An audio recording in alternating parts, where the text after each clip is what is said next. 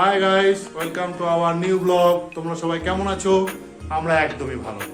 কারণ কি বলতো, 72% লোক ভিডিও দেখছে কিন্তু সাবস্ক্রাইব করছে না।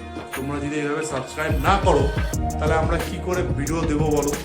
আর সাবস্ক্রাইব করো, তাতেই তো আমরা মোটিভেট হব। মোটিভেট হয়ে আরও ভালো ভালো কন্টেন্ট আনার চেষ্টা করব। তাই প্লিজ সাবস্ক্রাইব করো। আজকে অনেক দিন পর আমি আর পিয়ালি রেডি হয়ে বেরিয়ে পড়লাম। যাচ্ছি আমরা বড় মায়ের কাছে, কারণ আমাদের সামনে একটা খুব বড় কাজ আছে। তা সেটা করতে গেলে আমাদের বড় মায়ের আশীর্বাদ খুবই প্রয়োজন। তোমরা হয়তো আজকে লক্ষ্য করেছো যে আজকে আমরা অনেক দিন পরে এই ব্লগটা ছেড়েছি।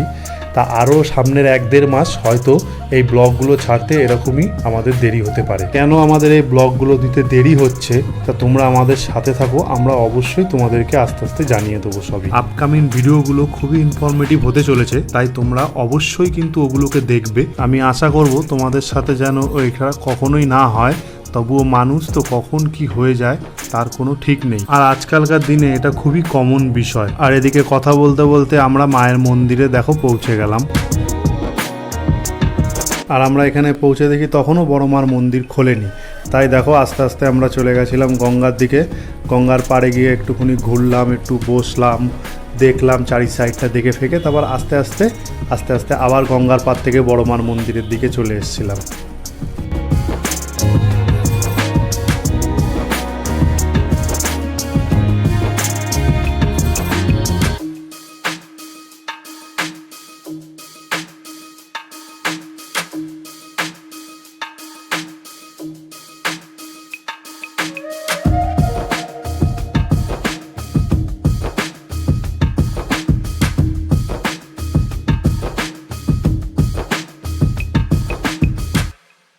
ওকে যত বলছি গঙ্গার পাড়ে যেও না, গঙ্গার পাড়ে যেও না, স্লিপ কেটে পড়ে যাবে, শুনবেই না কথা।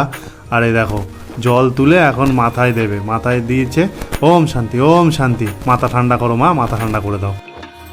আমরা মন্দিরের সামনে চলে আসলাম গঙ্গার পাড় থেকে। তো এসে দেখছি এখনও মন্দির খোলেনি। যাই হোক, একটু এদিক ওদিক ঘোরাঘুরি করতে করতেই এখানে দেখলাম লাইন পড়ে গেছে। আমরা লাইনে দাঁড়িয়েও পড়েছি। খুব একটা লাইন ছিল না, যেহেতু আমরা বৃহস্পতিবার এসেছি আবার দুপুরবেলায়।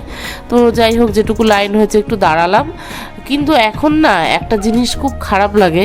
যাই হোক, মায়ের নাম হয়েছে, চারিদিক থেকে প্রচুর ভক্তরা আসছে, এটা একটার দিকে যেমন মনটা খুশি লাগে দেখে, কিন্তু আবার আরেকটা জিনিসও কেমন লাগে যে আগে যেরকম আসতাম মায়ের কাছে, বসতাম, কতক্ষণ থাকতাম, মনের কথা শেয়ার করতাম, শান্তি লাগতো। আমরা দুজনে বিয়ের আগে থেকেই অনেক বছর ধরে মায়ের কাছে যাই, কিন্তু এখন ঢুকি আর বেরোই, মানে একটু দাঁড়াতে দেয় না। এটাই একটু মনটা খারাপ লাগে আর কি। এখন একটু মায়ের কাছে বসে থাকবো, দুটো মনের কথা শেয়ার করবো, সে আর উপায় নেই। যাই হোক, কী আর করা যাবে। আমরা মন্দির দেখলেই তো খুলে দিল। আমরা এবার ঢুকে পড়লাম মন্দিরে। এই পুজো দিচ্ছে, দেখো কি সুন্দর লাগছে মাকে।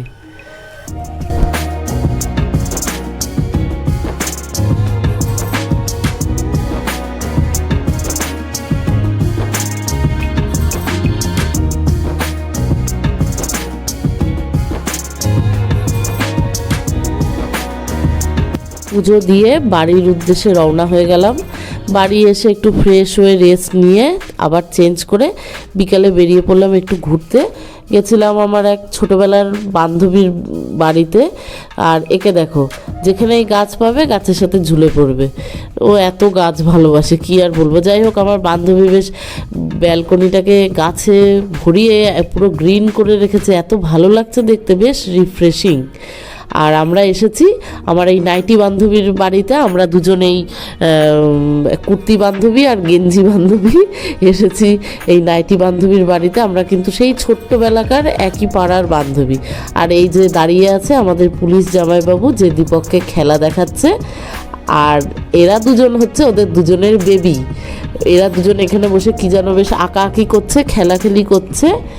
বেশ ভালোই লাগছে, সময়টা বেশ ভালোই কাটছে। মনটা একটু অন্যরকম হয়েছিল, তাই জন্য একটা সন্ধ্যা একটু অন্যরকমভাবে কাটালাম। বেশ ভালোই লাগলো, মনটা একটু ফ্রেশ হলো। এরই মধ্যে আমার ওই বন্ধু আমাদেরকে ডিনার সার্ভ করে দিয়েছে। তার আগে কিন্তু আমাদের আবার স্টার্টারও খাইয়েছে। তা আমরা ক্লিপ নিতে, গল্পের ছলে ক্লিপ নিতে আমরা ভুলে গেছি। আর রাতের ডিনারে ছিল হচ্ছে চিকেন কষা আর রুমালি রুটি, হেভি টেস্টি ছিল। এখন আমরা বেরিয়ে পড়েছি বাড়ির উদ্দেশ্যে, আমার ফ্রেন্ডকে টাটা বাই বাই করে। আজকের দিনটা বেশ ভালো কাটলো। আবার কদিন তোমাদের তো বললামই ভিডিও শুরুতে, ভিডিও দিতে একটু গন্ডগোল হবে 2-1 মাস। তো যাই হোক, এখানে ভিডিওটা শেষ করছি। আমাদের ভিডিও যদি ভালো লাগে লাইক, শেয়ার অ্যান্ড সাবস্ক্রাইব করো প্লিজ। Bye bye.